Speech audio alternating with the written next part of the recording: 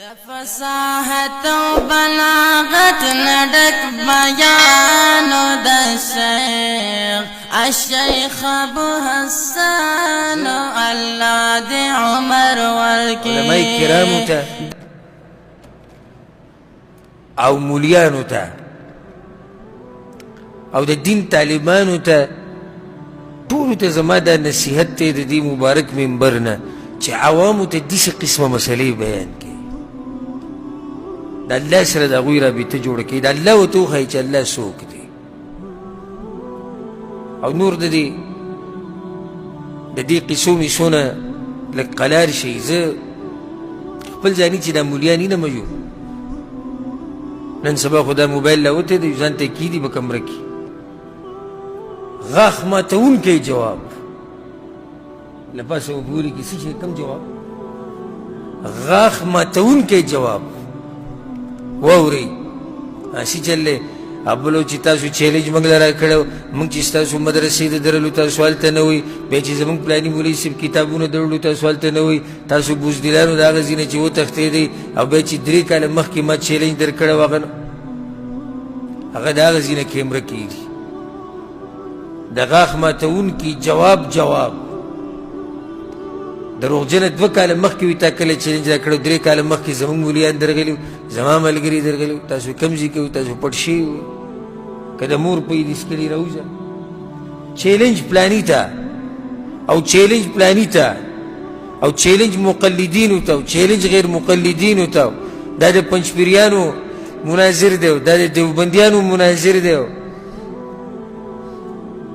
او لګیا به په دې ګډ وډو کې به سري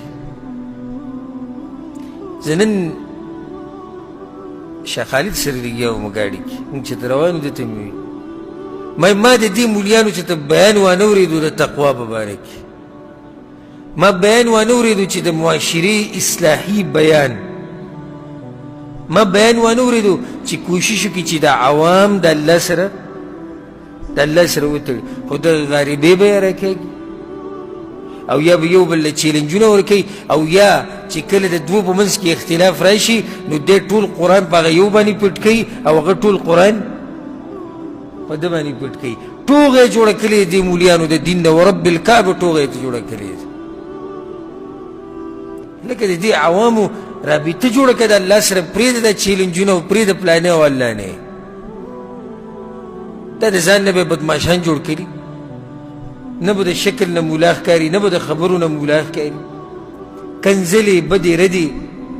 ټلیفونونو باندې ترې ریکارډ شوي دي هغه کنځلې چې انسان یې واوري د انسان د غوږ نه لوګې وخیږي او ځان ته به وایي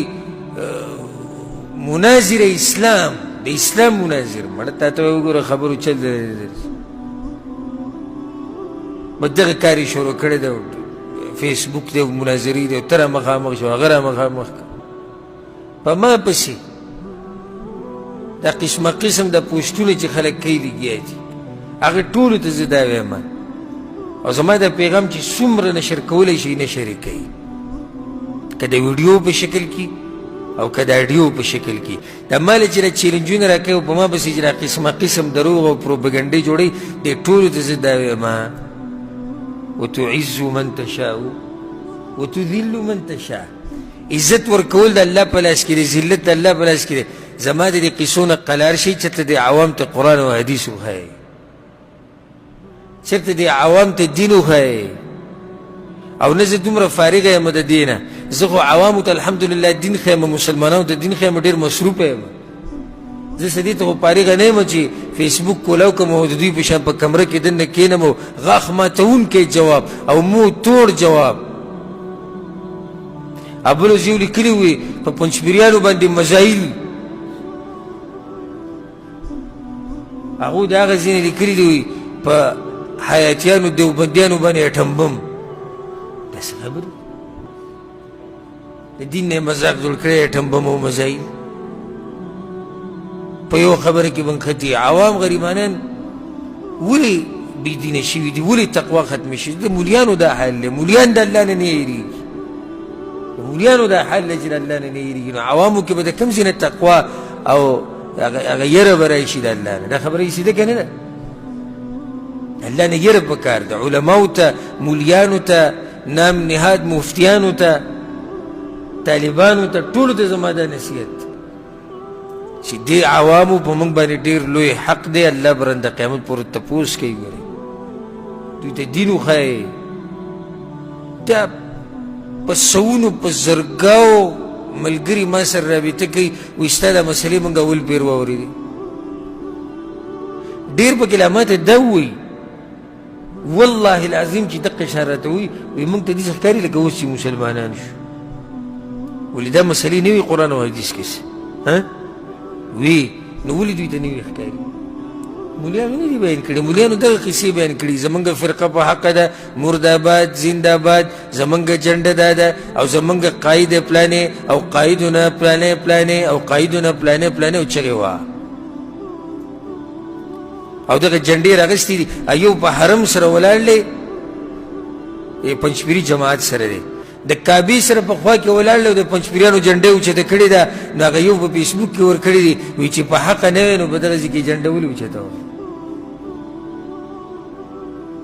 یعنی د جماعتونو جماعت پرستی تنظیم پرستی شیخ پرستی مولا پرستی اوس د کعبې خوا ته راورسېده